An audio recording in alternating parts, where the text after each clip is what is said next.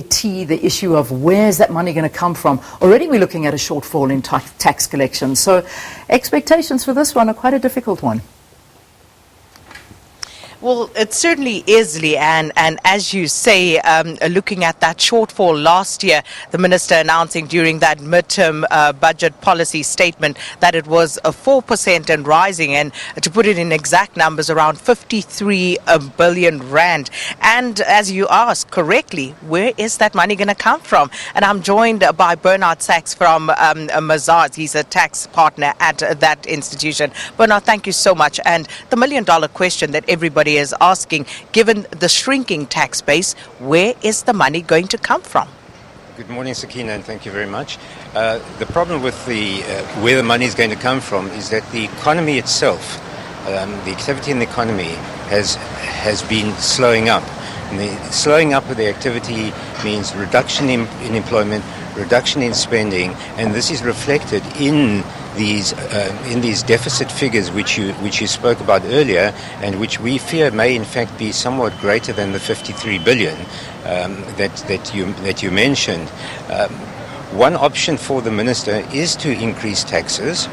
The increasing of taxes that could be considered might be an increase in the VAT rate, which is something that most South Africans are venture to suggest would not relish the thought of.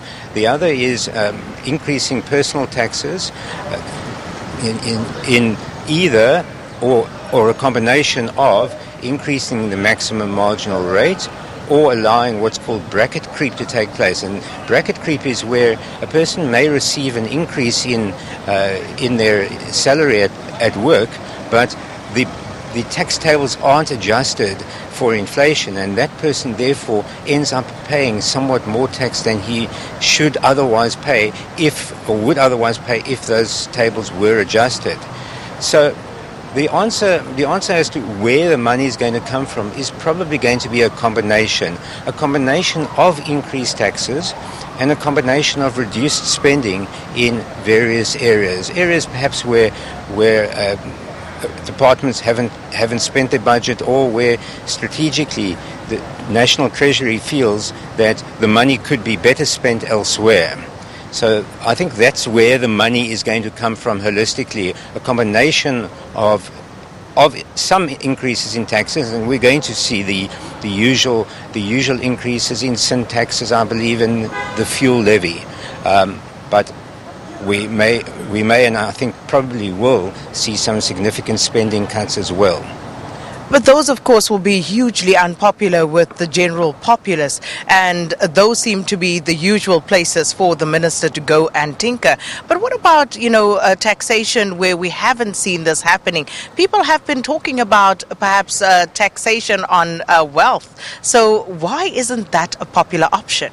Well, the implementation of a wealth tax is fraught with enormous difficulties, and the reason for that is that wealthy people often structure their affairs into trusts, and so it's very difficult to in fact tax a person if the assets don't belong to him.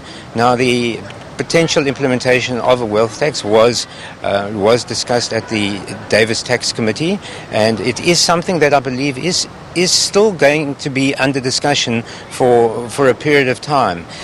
The problem with the wealth tax is it's not the silver bullet. It's not going to raise sufficient funds on an annual basis to cover these types of deficits. The deficits that we to contextualize the size of the deficit. The size of the deficit that the minister has spoken about is probably equivalent to about a 2 percentage point increase in the VAT rate. So it's a very significant shortfall that is being faced.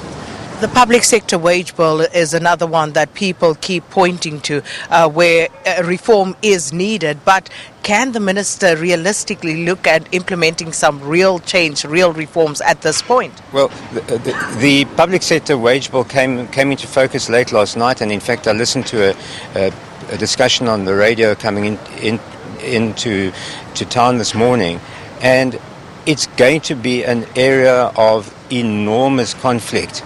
The the Public Servants Association and the trade unions are dead against any form of tinkering with the wage agreement or the agreement that was reached, the 3-year agreement that was reached. Yet the minister has to do something. He has to decrease expenditure.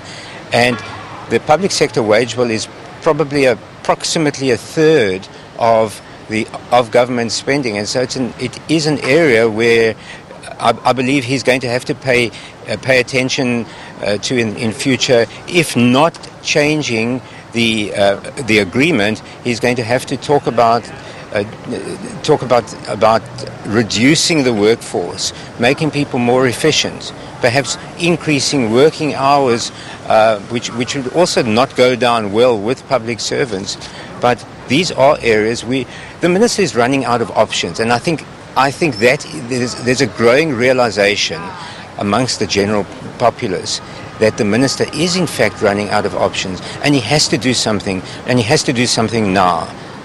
He cannot delay this any further. I've had a view for a number of years that the key to our restoring stability to our economy is stimulating growth.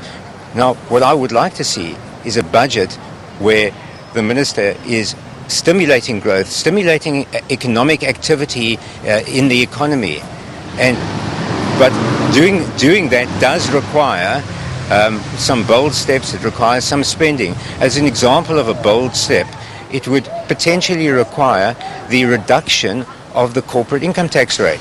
Now, our corporate income tax rate is 28%. The corporate income tax rate around the world is closer to, the average corporate tax rate is closer to 20%. We want to make ourselves attractive to foreign direct investments, to bring foreigners here, to set up businesses here.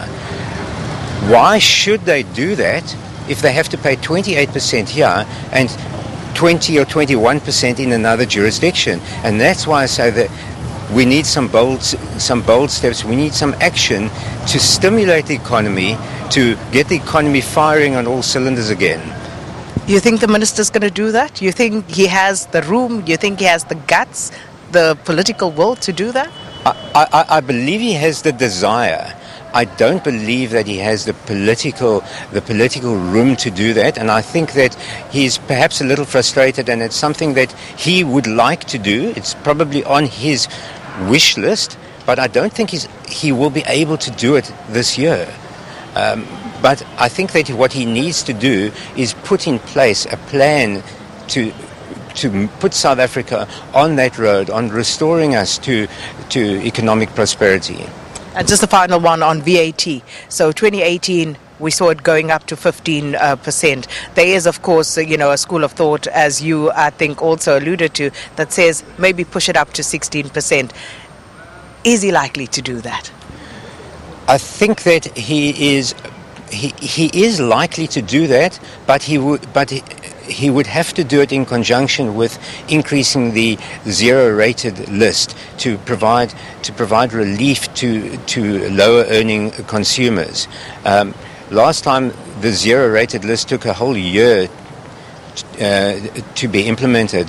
I don't think he can wait a whole year if he does increase the VAT rate this year. I think he would have to find a way to fast track it. There's a lot of work that has in fact been done on broadening the list and the range of zero-rated items, and I think that he would have to, if he does increase the VAT rate, I think he would have to look to broadening the range of zero-rated items simultaneously, and implementing that simultaneously with an increase in the VAT rate. Again, you ask, do I think that he will?